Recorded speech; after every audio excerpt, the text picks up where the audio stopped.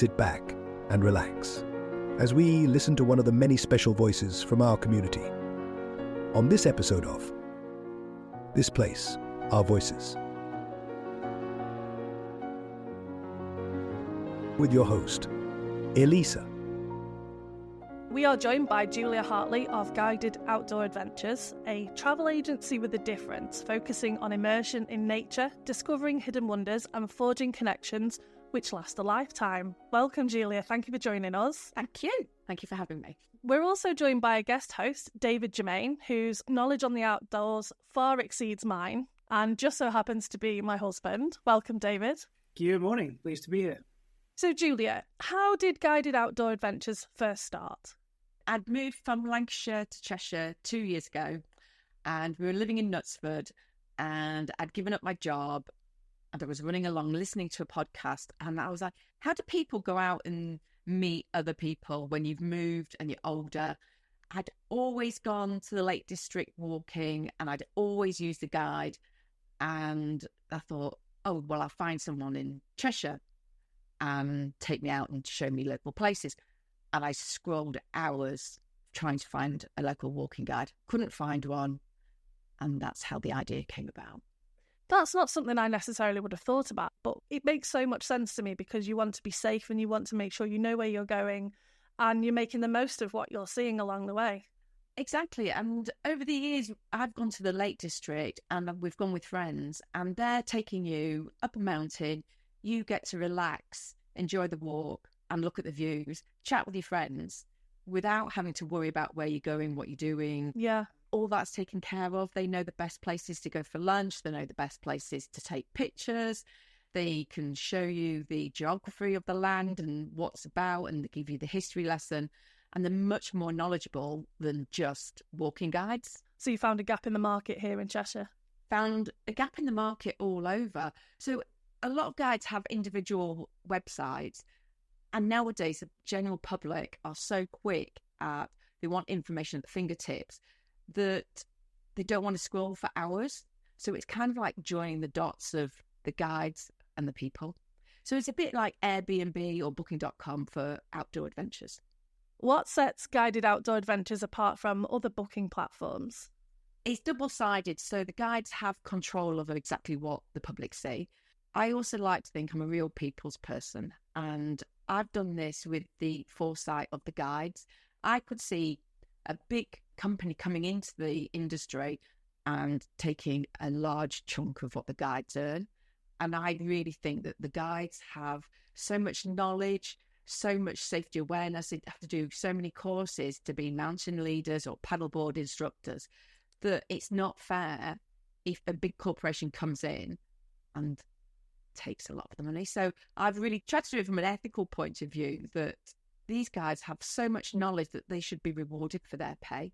And their experience, like you say, it takes a lot of time to get that good at something. Yeah, and a lot of their businesses are not going to make millions of pounds. So it's a real labour of love what they do. They love the outdoors. They want to show the outdoors to people who wouldn't necessarily go on their own. It's a real passion project for them. That's how I see it, and I think that they should be rewarded for that. It's really, really interesting and commendable what you're doing as an instructor, as a freelancer. We come from a slightly technophobe background, so just really interested as an instructor or a guide, how easy is it to get onto the platform? So it's really easy to register. So all you need is your certificate, passport or driving licence or some form of ID, and insurance. You can upload that. Now, if you don't want to add your adventures yourself, you can send them over to me and I can do that for you. Or I'm happy to jump on a Zoom with you and show you how it's done. It is really quite simple, but I understand that people don't want to do it or don't have time to do it, and I'm more than happy to do that for them. What adventures do you tend to do at the moment?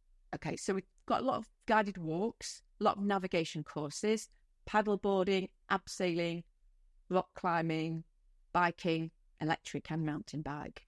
But we're always looking to expand. So if somebody's listening thinking, oh, I do this, and they look at the website and you don't currently offer that, just get in contact with you. Yes, exactly. What level of fitness or experience is required to take part in one of your adventures? They're all different levels, and most of them are described at different levels. So, for example, I do a local walking group. You need to be able to walk 2 or 3 miles, and we walk, have a coffee, and have a chat. There's somebody who's got a high level run, 50 miles, and that's over one day, and that's going to be a bit grueling. So we offer a wide range of levels of activity, and it usually is described on what level you should be at. Are the adventures suitable for a particular age group, would you say?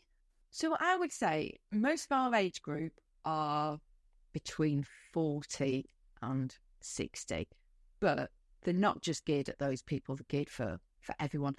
Anybody who likes the outdoors, probably 16 to 65, I would say. A lot of guides, you have to have special checks if you're going to take children out. So you have to be DFE checked. But some will take children if they're accompanied by their parents, and they're the parents' responsibility. Yeah.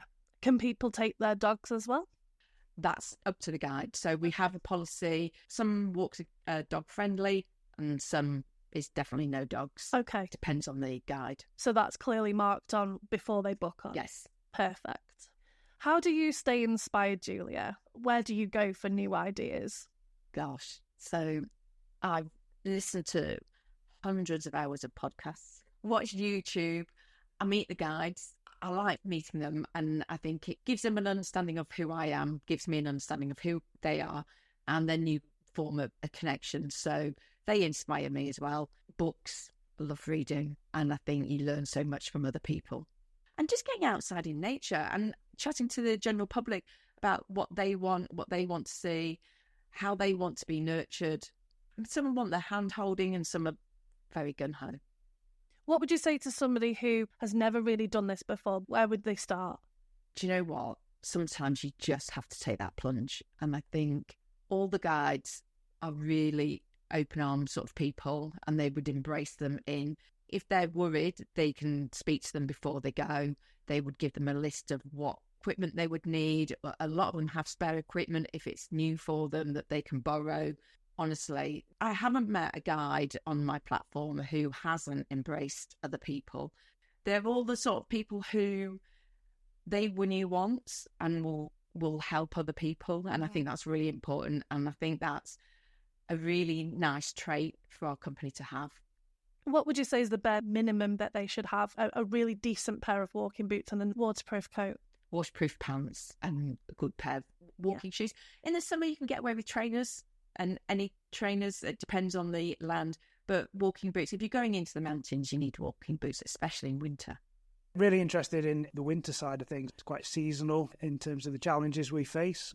Can you let us into any secrets about your winter plans? So over the winter, we've got quite a few guides who are really active. And so we've got walks in Derbyshire, we've got walks in Lake District. I'll run my Oldley Edge walking group all winter. The water stuff starts in March, April. Some people have got indoor climbing on. We did some abseiling in October half term. Some people are happy to go walking in the winter. Some people it is quite seasonal. And it's really up to the guides. And if there's things on there, I'd really try hard to promote them for them. I think it's a common misconception. We often find, we only want to come and see you in the summer. Well, to be brutally honest, we had more drier and nicer weather in November than we did in June. So yeah. Actually, for me, the autumn, winter is some of the most beautiful time to get out in nature. You see so many lovely colours. And you can do the same walk in the summer as you do in the winter. And the landscape changes so much that you don't actually realise you're on the same walk. Definitely. Looking back, is there anything that you'd have done differently? Yes. Specifically to guided outdoor adventures, of course.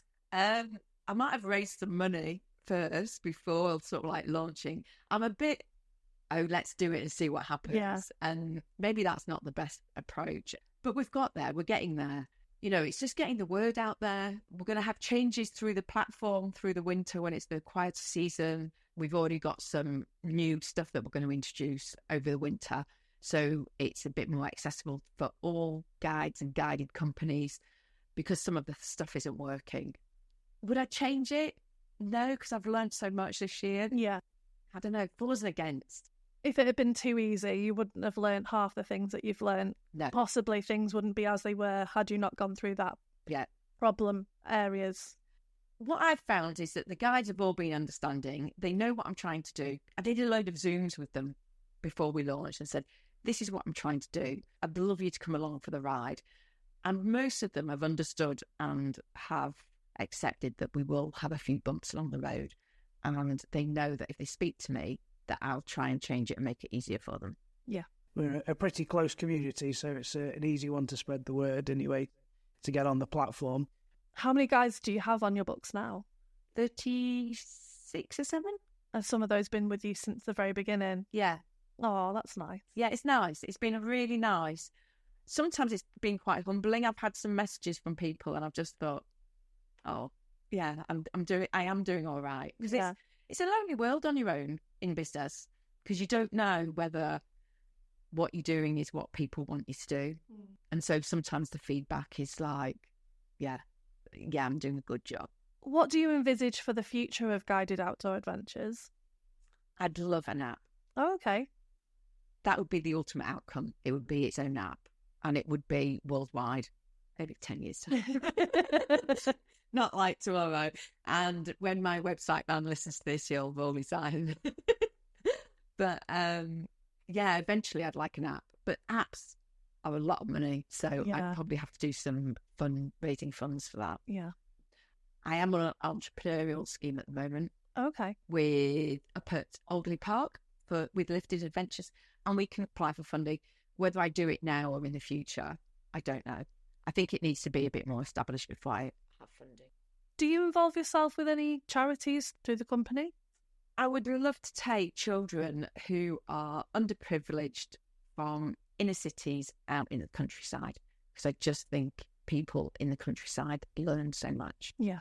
You only need to stand on Alderley Edge, 100 metres up, in the peace and quiet, and just take a moment and think, God, there's a big world out there that is undiscovered. And it's sometimes just standing there with children who've never been in the countryside just blows their mind. Yeah. I can't imagine being so immersed in a city environment that you don't know what a cow looks like or where milk comes from. But it is real, isn't it? Yeah. Maybe we take it for granted, but I think it's really important. So I would like to give back. When we eventually make money, I will give back. Or maybe we'll apply for some social prescribing funding and do little pockets where we can get a minibus and take the children out, and they've got a guide to take them and explain the outdoors to them. Yeah. That's something in the future. Make a note.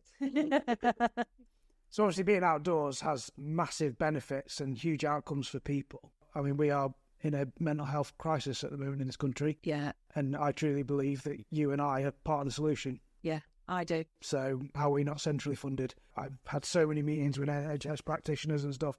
They are desperate to say, yes, we want to, but they haven't got a penny. But GPs were prescribing exercise 20 odd years ago, and it hasn't moved on at all. Actually, exercise and gym scenarios are so off-putting for some people. Yeah. But going for a walk can be not just good in terms of physical health, but it's 100 times better mental health. I just think that having just an hour in nature and being with other people just changes people's outlook on life. It is so beneficial being in nature, walking, exercise. It just makes your day so much better. It's so important to get people moving, and sometimes just walking along with someone and openly talking, you find that people are much more open and honest when you're walking side by side rather than sitting across the table from someone. And because they're not looking directly at you and you're walking side by side, people are far more open, far more honest, and they can offload in a really nice space. That's how I see it. No, that's really interesting, and there's actually a lot of academic research that's gone into creating those sort of safe coaching spaces, safe talking spaces. Generally, we now struggle, in particular young people, really struggle with face-to-face, eye-to-eye conversations. So as the situation you described there, rather than sat across from one another but walking alongside, you're automatically removing boundaries. So I think it's really, really powerful, and the opportunities you're creating are more than just an hour's walk. Yeah. All the extra stuff that comes along with it. So it doesn't need to be prescribed by a doctor, though. If somebody feels that getting out the house, having an hour's walk would do them the world of good, they haven't got to go and see a GP to go down that route. They can literally just go on your website and book a tour. Yes. That's so easy. There's no excuse. No. It's Guided Outdoor Adventures. They can look on Facebook. They can look on Instagram. It's all under the same thing. They can then email me, and if they want to chat, I can chat to them. Yeah, that's me. Well, thank you so much for your time today, Julia, and also David as well. It's been really insightful, and being somebody who's very comfortable being on my sofa, I actually am starting to think that perhaps I need to go on the website and book a tour. Well, come with me. I'll take you on a little adventure. Great. Thank you very much. Thank you. Thank you.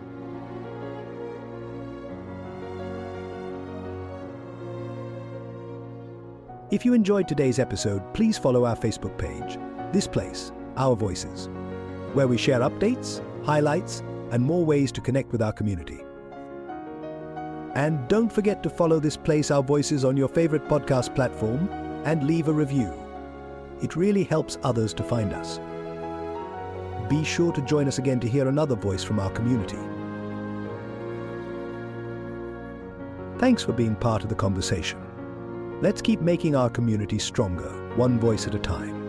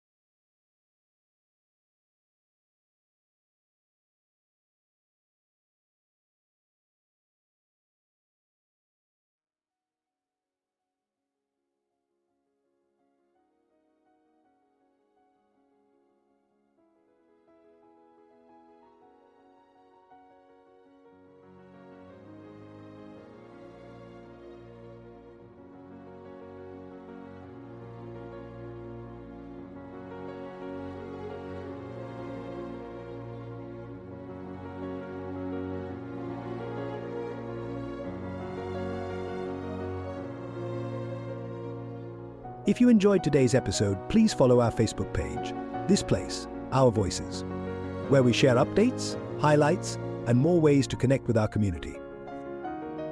And don't forget to follow This Place, Our Voices on your favorite podcast platform and leave a review. It really helps others to find us.